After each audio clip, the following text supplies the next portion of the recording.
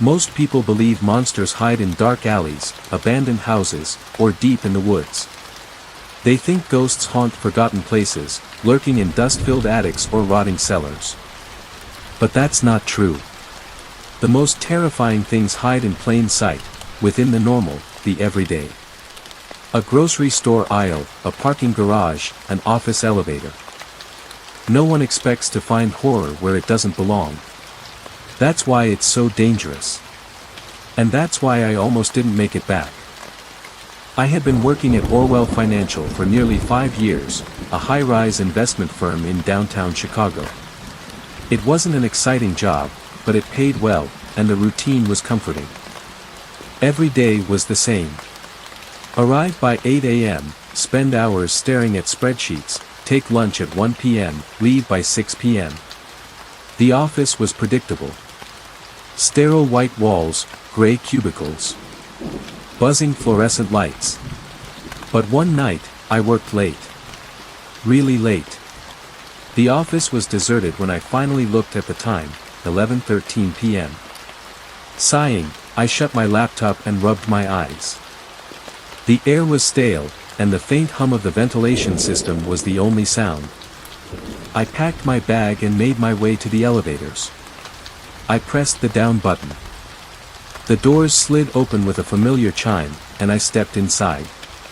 I hit L for the lobby. The doors began to close. Then the elevator shuddered. A sharp, unnatural jolt that sent my stomach flipping.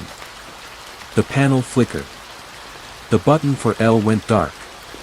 And then, a new number appeared on the screen. 13. I frowned. There is no 13th floor. The building was designed like most skyscrapers. Skipping from 12 to 14. A superstition, they said. Bad luck. But now, the number glowed red on the panel. The elevator doors slid open. A hallway stretched before me, silent, sterile, and wrong. I should have stayed inside. I should have pressed any button to leave. But instead, I stepped out. The hallway looked like every other floor in the building, same gray carpeting. Same fluorescent lighting. But something was off. I could feel it in my bones. The air was too still. There was no distant hum of printers, no flicker of computer screens. Just silence. The walls were lined with black glass panels where framed office artwork should have been. They reflected nothing, just a deep, suffocating darkness. Then, I heard it. Tap. Tap. Tap. Footsteps. Coming from somewhere down the hall. I turned my head, heart hammering. The corridor was empty. But when I looked back at the black glass, there was a reflection. A shadowy figure. Standing at the far end of the hallway. Not moving. Just watching. A chill crawled up my spine. I turned around fast. Nothing. I whipped back to the glass. The reflection was closer. I took a step back, throat dry. This was just a prank, right? Some kind of weird office joke. My fingers twitched toward my phone, but before I could grab it, the lights flickered. And then, I heard it. A whisper. Right next to my ear. You shouldn't be here. I spun around, gasping. No one. But the whisper had been so close, I could feel the warmth of breath against my skin. Then the air turned cold. Not the usual AC chill. A deep, bone-cutting cold that made my breath mist in the air. And that's when I realized. The black glass panels weren't just reflecting the hallway. They were reflecting something else. Something that wasn't supposed to be there. I needed to leave. Now. My breath came in short gasps as I hurried back toward the elevator. But as I reached it, the doors slid shut. I jabbed the button. Nothing. A low, electric hum filled the air. Then, A door creaked open somewhere behind me. I turned. One of the offices at the end of the hall now stood wide open. A soft light glowed from within. A part of me screamed, "Don't go, in." But another part, something deeper, more irrational, knew I had no choice. I took a shaky step forward. The door had a nameplate. But it wasn't a name. It was just one word. Yours. I swallowed hard. And then, I stepped inside. The office was identical to mine upstairs, same desk, same chair, even the same coffee mug with my initials. But then I noticed the chair was turned away from the desk, facing the window. And someone was sitting in it. Their back to me. Not moving. My stomach twisted. "Hello?" I whispered. The chair creaked. Slowly, so slowly, it began to turn. I stepped back. The figure in the chair was me. But not me. Its face was wrong, mouth stretched too wide, eyes sunken and hollow. And it was smiling. Not in a friendly way. In a way that said, "You shouldn't have come here." I couldn't move. The thing in the chair, the thing that looked like me, was staring right at me. Its mouth stretched into an unnatural, lipless grin. And then, it spoke. But not with my voice. Its voice was wrong, garbled, layered, like multiple people speaking at once. "You don't belong here. But now, you do." I took a step back, my breath coming in short. Shallow gasps. "Who are you?" I whispered. The thing tilted its head, as if considering the question. Then it did something that made my stomach drop. It mimicked me. Perfectly. It blinked at the same time I did. Tilted its head the same way. Every move I made, it copied flawlessly. Except for the smile. The smile never went away. I needed to get out. Heart pounding. I lunged for the door. Slam. It shut on its own. I grabbed the handle, yanked, locked. Behind me, the chair creaked again. The thing stood up. And that's when I saw it wasn't just me. Its shadow on the floor wasn't human. The shape stretched wrong, too many limbs, too many heads, writhing and shifting. I pounded the door. "Let me out." The lights flickered. And then, everything went black. I don't know how long I was out. Seconds. Minutes. Hours. When my eyes fluttered open, I was no longer in the office. I was in the hallway again. Only, it had changed. The walls weren't sterile gray anymore. They were covered in writing. Hundreds, no, thousands, of names, scratched deep into the walls like claw marks. And then I noticed something worse. Some of the names were bleeding. Thick, dark liquid oozed from the deep gouges in the wall. The air smelled like rust and decay. A shiver ran down my spine. And then I heard it. A whisper. Not just one this time. Dozens. Soft, desperate voices, murmuring from inside the walls. "Help us. Please. They won't let us leave." A sudden realization made my stomach turn. These names. The uncrossed names from Marcus's ledger. The ones who never came back. They were still here. Trapped. And then, through the whispers, one voice rose above the rest. A woman's voice. Not begging. Warning. "It's coming. Run." I didn't wait. I turned and ran. The hallway stretched longer than before, twisting in impossible directions. Behind me, I heard it. Something crawling. Not running. Crawling. Flesh dragging against carpet. A wet, slithering sound. I didn't dare look back. The hallway bent sharply left, and I skidded around the corner. Dead end. My breath came in ragged gasps. No. No, no, no. I turned just as the lights flickered. And in that brief, stuttering moment of light, I saw it. A shape. Low to the ground, too many limbs, moving in jerky, unnatural motions. It had no face. Just a smooth expanse of flesh where eyes, nose, and mouth should have been. And it was getting closer. I slammed my fists against the walls. Let me out. The voices whispered all around me. And then, just as the thing lunged, the floor vanished beneath me. I fell. Not onto a floor. Into water. I hit the surface hard. Icy liquid rushing into my lungs as I choked and thrashed. The water was thick. Viscous. I couldn't see. Couldn't breathe. I kicked desperately, trying to break the surface. And then, hands grabbed me. Dozens of them.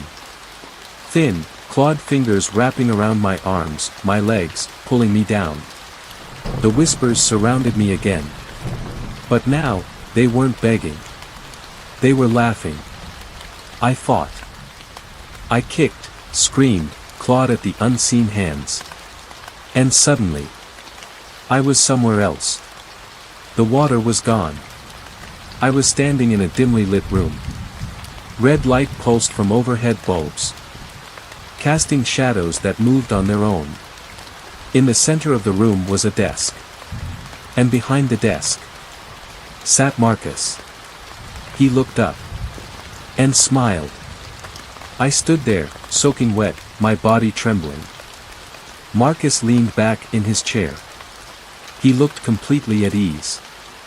Like he'd been expecting me. Took you long enough. I swallowed hard.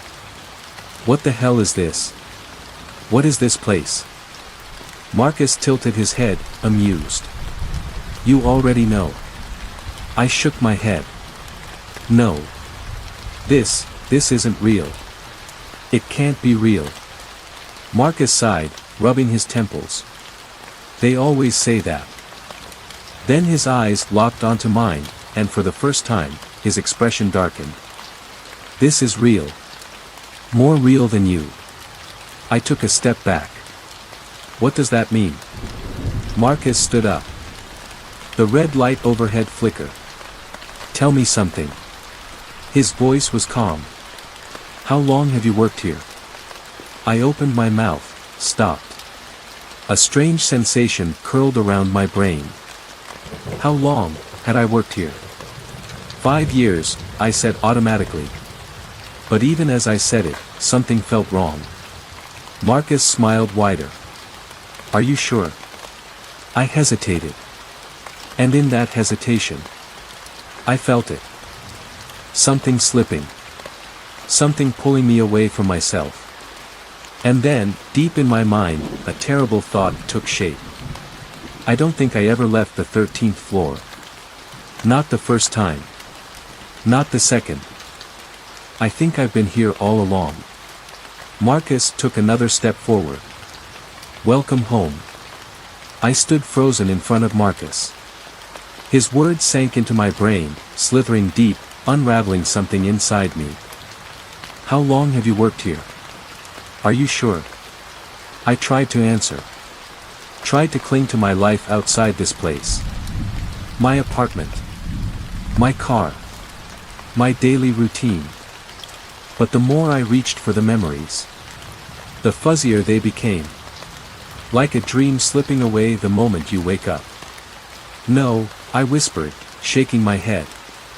No, this isn't right. Marcus tilted his head, grinning wider. That's what they all say. At first. His words echoed. Not just in the room, inside me. Something cracked in my head. A sudden, violent rupture. And then, a memory surfaced. One I didn't recognize. One that didn't belong to me. I was walking into Orwell Financial. Not today.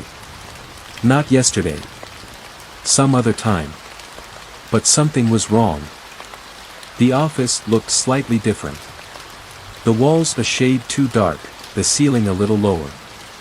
The people at their desks had faces I couldn't quite focus on.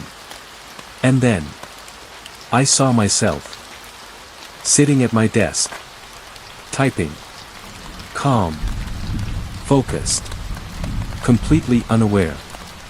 I blinked. A sharp, stabbing pain in my skull.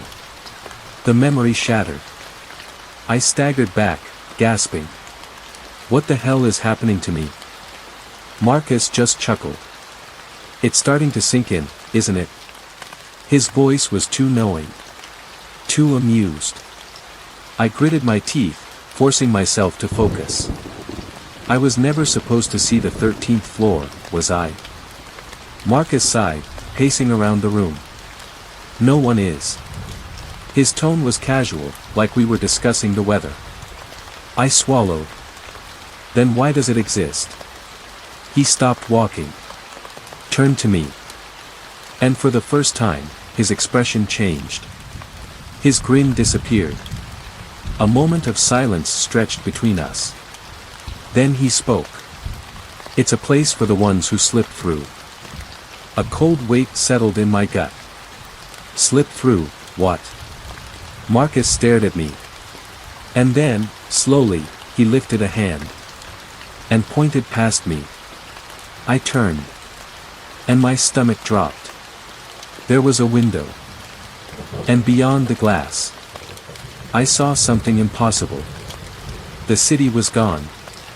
No streets, no buildings, no skyline. Just an endless, shifting void.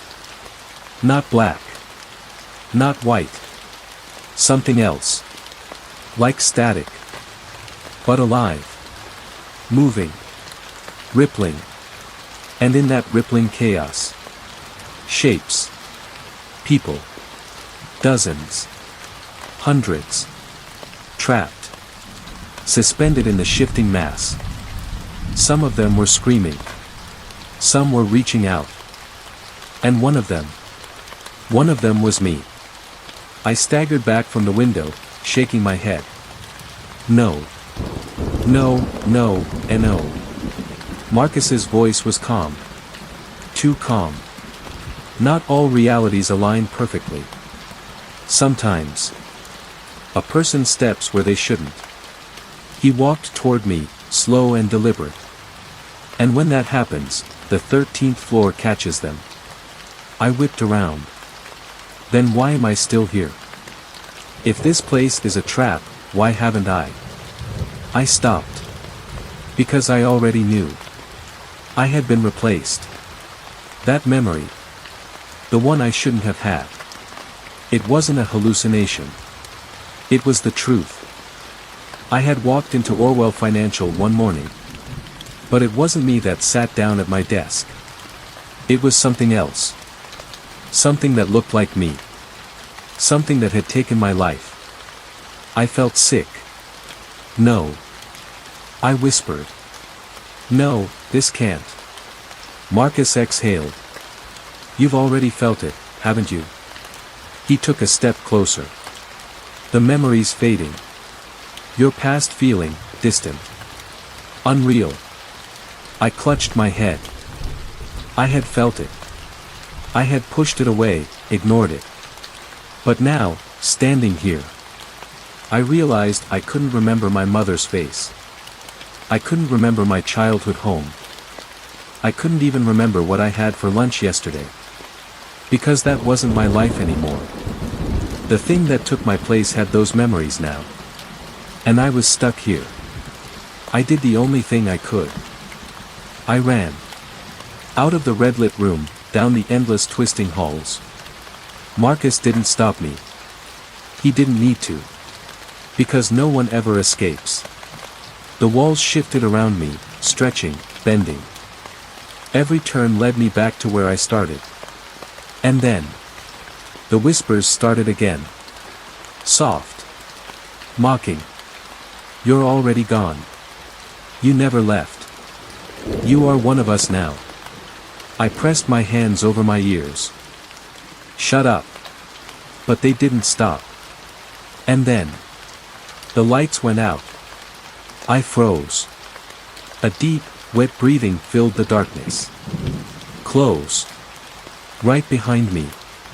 A voice, distorted, layered, broken. We have always been you. I felt fingers, asterisk asterisk too many fingers, asterisk asterisk sliding onto my shoulders. And then, with one last, sickening pull, the world ripped apart. I gasped. I was, in my office. Daylight streamed through the window. The hum of conversations filled the air. For a moment, I thought. Was it all a dream? Then I looked at the window. At my reflection. And it smiled at me. But I wasn't smiling. And I finally understood. I hadn't escaped. I had never escaped. Because I was never me to begin with.